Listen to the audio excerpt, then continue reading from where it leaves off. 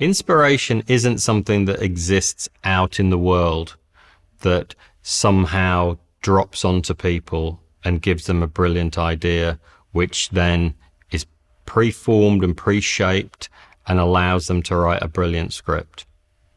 Inspiration is something that you have to go out there and get for yourself. You have to look for the subjects, look for the characters, look for the story events. You have to be watching TV and reading books, watching the news, reading newspapers, listening to your friends' anecdotes, watching people in the street. All these things are what you might call inspiration, and none of them, not one, will be a fully formed story idea.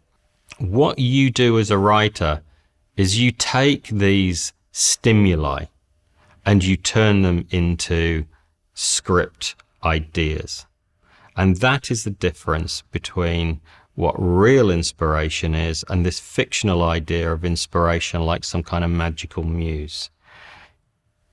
Take stimuli from the real world and use them, shape them, turn those into ideas that you develop, ideas you explore, you move forward with. You look for other stimuli that might enhance the idea. If you sit around waiting for inspiration, it isn't going to come. Think more about perspiration than inspiration. Work at it. Get out there. Inspiration is Roger Federer thinking, I know what I'm going to do right now. I'm going to hit the ball right into the corner of the tee and serve out an ace. Well, Roger Federer can do that. The rest of us who play tennis do that maybe 1 in 10, 1 in 20 times. The fact is, he's really worked at it. He knows how to throw the ball up. He knows how to bring his racket through it. He shapes his body. He drives it down that center line so that the ball just catches the corner of the tee and hits the backboard before the receiver has even had a chance to get his racket on it. That is nothing to do with inspiration. That is about perspiration, and he's worked hard at it. So when you are inspired by an idea, you are not even one step of the way towards achieving your goal. You have maybe half a step, just an idea of where you're going. The rest of the journey is all about creative labor. That idea of the pocketbook, you know, that she could make a note or something.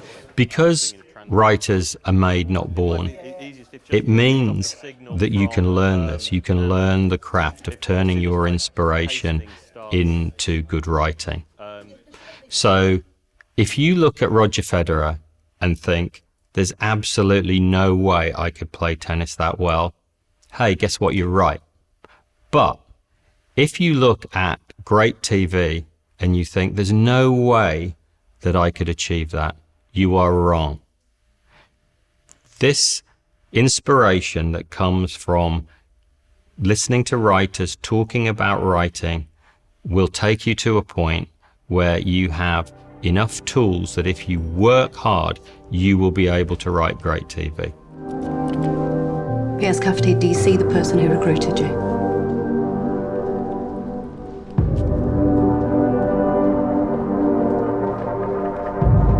So perspiration and ambition are interlinked. One feeds off the other, and the end product is inspiration. I was a kid growing up in a small town watching TV. I never for a moment thought that I could be involved in making television. But I was inspired by the people around me. I worked hard. I listened to their advice. I applied myself to the task. And over the years, I've developed that craft to the point where I am fortunate and privileged to have success as a television writer. None of these things are beyond your grasp. If you follow the advice of learning about writing, if you work on your craft, if you apply yourself, and if you keep at it, keep writing, one day you will have the success that I am fortunate to have. I'm Jed Mercurio, and this is my BBC Maestro course on writing television drama.